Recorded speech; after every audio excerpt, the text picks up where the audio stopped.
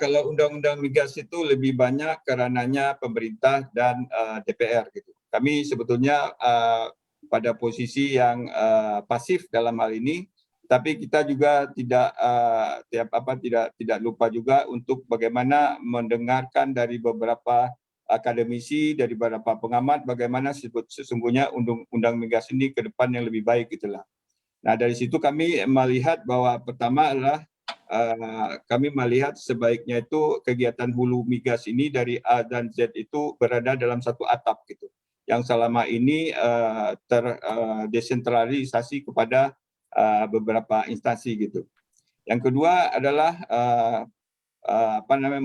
membuat iklim investasi yang lebih kompetitif di global gitu, Mbak. Jadi sampai saat ini kita daya saing kita masih lebih rendah dibandingkan negara-negara tetangga gitu. Ya. Kemudian yang berikutnya adalah yang kami lihat itu adalah keberadaan dari SKK Migas ini sendiri harus menjadi suatu organisasi badan usaha yang lebih independen gitu, ya, yang yang dapat mengakomodasi semua investor di Indonesia ini gitu. Kemudian yang kami lihat juga adalah beberapa insentif yang perlu diberikan kepada investor. Kita lebih melihat bagaimana dari pandangan investor ketimbang kita memaksakan dari pandangan kita sendiri gitu, Mbak. Mungkin itu hal-hal yang perlu kita berusaha sehingga undang-undang migas itu betul-betul bisa memayungi kegiatan investasi di Indonesia yang betul-betul lebih baik gitu loh. Iya, sebenarnya apa sih Pak persoalan dasar yang membuat kita ini tidak kompetitif, dan kalau kita misalnya dibandingkan nih dengan negara lain yang sudah cukup bagus seperti itu menarik investasi di energi fosil nih seperti apa? Ya, yang paling utama itulah bagian dari penerimaan kontraktor gitu, Mbak. Jadi bagian penerimaan kontraktor itu lebih banyak, lebih besar di negara-negara tetangga ini dibandingkan kita gitu, ya.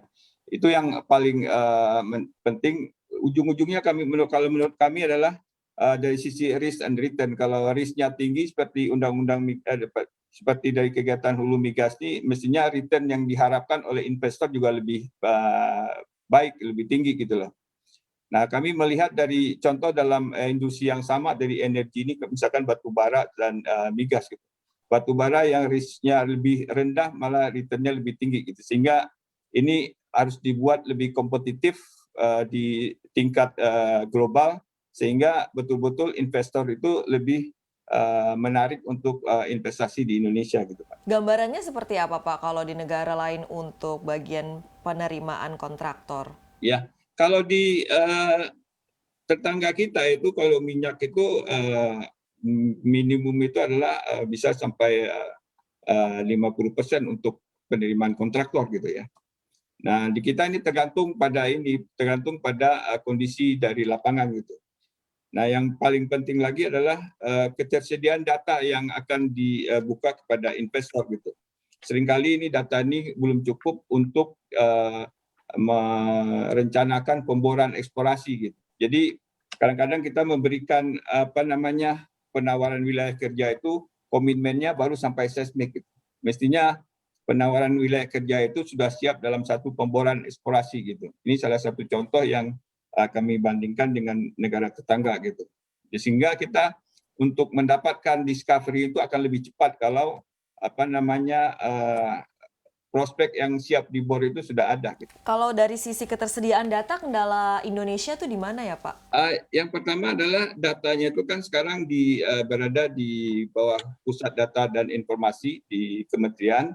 Kemudian yang penawaran wilayah kerja itu ada di Direktorat Jenderal Migas. Jadi SKK Migas itu lebih banyak pada peran itu setelah berkontrak gitu. Untuk informasi lebih lengkap dan berita terkait, jangan lupa klik link di deskripsi. Install juga aplikasi CNBC Indonesia di App Store maupun di Play Store, dan please subscribe ya guys.